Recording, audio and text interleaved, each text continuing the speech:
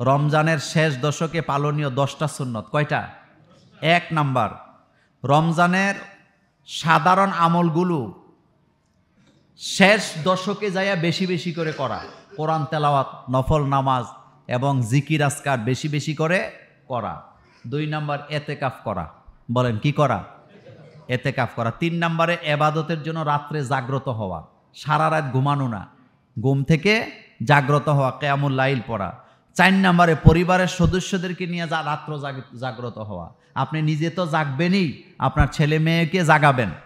এরপরে 5 নাম্বারে কোমর বেঁধে ইবাদতে মশগুল হওয়া। এটা রাসূলের হাদিস। মা আয়েশা বলেন আল্লাহ রাসূল গামছা বেঁধে নামতেন। মানে কি? মানে রাসূল এত বেশি ইবাদতে মগ্ন হতেন শেষ দশকে, রাসূল সাল্লাল্লাহু আলাইহি ওয়াসাল্লাম পরিবারকে তেমন সময় দিতেন না। 6 নাম্বার, অন্য যে কোনো সময়ের চাইতে শেষ দশকে বেশি বেশি করে ইবাদত করা। 7 নাম্বারে প্রতি রাতে, বিশেষ করে বেজর রাত্রগুলাতে কদর তালাশ করা, কদরের আশা করা, 27-এর জন্য বসে না থাকা। 8 নাম্বারে শবে কদরের দোয়াটা বেশি বেশি করে পড়া, আল্লাহুম্মা ইন্নাকা আফুউন তুহিব্বুল আফওয়া ফাআফু আননি, এই দোয়াটা বেশি বেশি করে পড়া। এরপরে 9 নাম্বার, ঈদের চাঁদ যখন উদিত হওয়ার সময় হয় চাঁদকে অনুসন্ধান করা, চাঁদ দেখার জন্য প্রস্তুতি নেওয়া। আর 10 নাম্বার হলো সাদাকাতুল ফিতর আদায় করা। কি আদায় করা? সাদাকাতুল ফিতর আদায় করা। এখন জানবো যাকাত না দিলে শাস্তি আছে নাকি নাই? আছে। আপনি সম্পদ দুনিয়াতে রেখে গেলেন, মুছে তেল দিছেন যে আমি মরে গেলে অনেক টাকা। মাঝে মধ্যে কিছু কিছু লোক আছে ব্যাংকের ম্যানেজারে ফোন দেয়, দিয়ে জিজ্ঞেস করে ভাই আমার ব্যালেন্স কত? তো বলতেছে আপনার ব্যালেন্স তো 9,99,000 টাকা। ফেরেশানিতে পড়ে যায়, 1 লাখ হইলেই 10 লাখের হয়ে গেলাম। এরকম আসেনি? নিজে খায়ও না, বিলায়ও না, খালি জমায়, খালি। শোনেন, এটা খুব ভয়ানক ব্যাপার, এটা খুবই ভয়ানক ব্যাপার। যারা জমান তাদের জন্য কঠিন শাস্তি আছে কিয়ামতের মাঠে। আহারে, আপনি যেই সম্পদের যাকাত দিবেন না, আল্লাহ পাক এগুলাকে একসাথে করে মোহর বানিয়ে এটাকে গলায়া সীসা করে তারপরে পাঁজরের মধ্যে, পাছার মধ্যে সেকা লাগাই দিবে। কোন কোন হাদিসে আছে এই সম্পদগুলা সাপে পরিণত হবে। বলেন কিসে পরিণত হবে? সে আপনাকে দর্শন করবে। কোন কোন হাদিসে আসছে দর্শন করবে এমন ভাবে এক একটা কামড়ে দর্শনে 70 গজ মাটির নিচে চলে যাবে। মানে তার চিল্লান, সে যে তার যে বিষাক্ত থাবায় সে এত জোরে চিল্লানি দিবে এইভাবে করে, সে 70 গজ মাটির নিচে চলে যাবে। তাকে সেখান থেকে আবার উঠানো হবে, আবার কামড় দেওয়া হবে। কত বড় ভয়ানক কথা, কত বড় ভয়ানক কথা। আল্লাহ রাব্বুল আলামিন কোরআনুল কারীমে বলছেন, ইয়া আইয়ুহাল্লাযীনা আমানু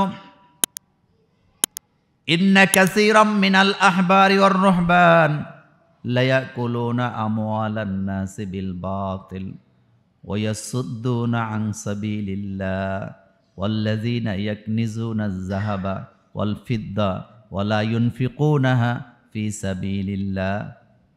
আল্লাহ রাব্বুল আলামিন বলছেন, হে ঈমানদাররা, যারা ঈমান এনেছ, নিশ্চয়ই কিছু পণ্ডিত শ্রেণীর লোক আছে যারা মানুষের সম্পদগুলোকে অন্যায়ভাবে ভক্ষণ করে।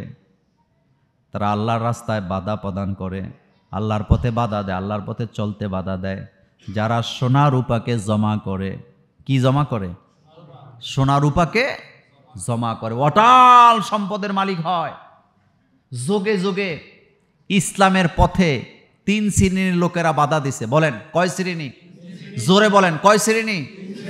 যোগে যোগে 3 শ্রেণীর লোকেরা ইসলামের পথে বাধা। 1 নাম্বার, দরবেশ কিসিমের কিছু লোক। বলেন কি? দরবেশ কিসিমের কিছু লোক আছে। আমি বলি নাই, আল্লাহ পাক সূরা তাওবায় বলতেছেন। তারা যোগে যোগে ইসলামে বাধা দিছে, নিজেরে দরবেশ সাজাইছে, কিন্তু আপনি দিন কায়েমের কথা বলে না। কি কায়েমের কথা বলে না? আল্লাহর জমিনে আল্লাহর কোরআনের আইন দিয়া বিচার হোক, এটা কোনোদিনও শুনবেন না। কিন্তু গলার মধ্যে ফইতা লাগায়। কি লাগায়? 2 নাম্বার ধনাঢ্য ব্যক্তি। ইসলাম যদি রাষ্ট্র ক্ষমতায় যায়, যারা তাদের অপকর্মগুলা করতে পারবে না, অবৈধ ব্যবসা করতে পারবে না, অঢাল সম্পদের মালিকানা থাকতে পারবে না, তারা নিজেদের সম্পদ খরচ করে ইসলামের পথে বাধা সৃষ্টি করে। আর 3 নাম্বার সমকালীন রাষ্ট্রশক্তি। বলেন সমকালীন। আপনি একটু খেয়াল করেন তো, হযরতে মূসা আলাইহিস সালামের যুগে ইসলামের বাধাটা সাধারণ লোকেরা দিছে না ফেরাউন দিছে? তো ফেরাউন তখন কোথায়? হযরত ইব্রাহিম আলাইহিস সালামের যুগে সাধারণ লোকেরা ইব্রাহিম নবীর বিরোধিতা করছে না নমরুদ্দায়? নমরুদ্দায় তখন কোথায়? রাসূল সাল্লাল্লাহু আলাইহি ওয়াসাল্লামের যুগে সাধারণ লোকেরা ইসলামের বিরোধিতা করছে না আবু জাহিল আবু লাহাবরা করছে? তা আবু জাহিল আবু লাহাবরা তখন কোথায়? আমি কি কথা বুঝাইতে পারছি? তাহলে যুগে যুগে কয় শ্রেণীর লোকেরা ইসলামের পথে বাধা দিছে? 1 নাম্বার দরবেশ, মানে সাজ্জা রয়েছে আর কি দরবেশ, গৌতম বুদ্ধের অনুসারী। 2 নাম্বার ধনাঢ্য ব্যক্তি, যারা অবৈধ পন্থায় অটাল সম্পদের মালিকানায়, কারণ তারা জানে ইসলাম যদি ক্ষমতায় আসে হয় তাদের হাত যাবে, না তাদের সম্পদ যাবে। এই জন্য সম্পদ খরচ করে হইলে ইসলামকে কি করে? থামায় রাখে। আর 3 নাম্বার কি বলছি? জোরে বলবেন। সমকালীন রাষ্ট্র ক্ষমতা। বলেন সমকালীন রাষ্ট্র ক্ষমতা। এই কথাগুলা মোল্লার না আল্লাহর? এই 3 কিসিমের লোক বোধহয় বর্তমানে নাই, বাংলাদেশে নাই।